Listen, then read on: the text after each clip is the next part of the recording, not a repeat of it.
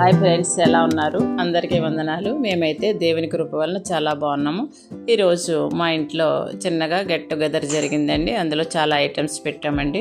ముందుగా స్వీట్స్ అండి, chicken dum biryani, raita, eggs fry, kebabs, fish fry, mutton curry, గోంగూర prawns, fish curry, cauliflower fry, పప్పు, దొండకాయ పచ్చడి, రైసు, సాంబారు, పెరుగు, అరటిపళ్ళు, ఇంకా పాన్.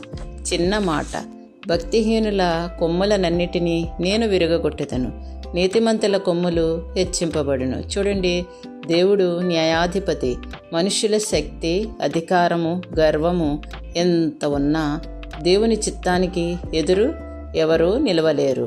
దుష్టులు కొంతకాలం విజయవంతంగా కనిపించవచ్చు, కానీ దేవుని సమయం వచ్చినప్పుడు ఆయన వారి గర్వించి ఉన్న కొమ్ములను నరికివేస్తాడు.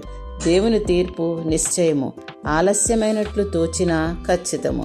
దేవుని మార్గములో నడిచేవారిని ఆయన మరువడు. వారి కొమ్ములను అంటే వారి జీవితం, గౌరవం, ఆశీర్వాదములను కలుగజేస్తాడు. మనం బలం మీద కాదు, దేవుని మీద ఆధారపడాలి.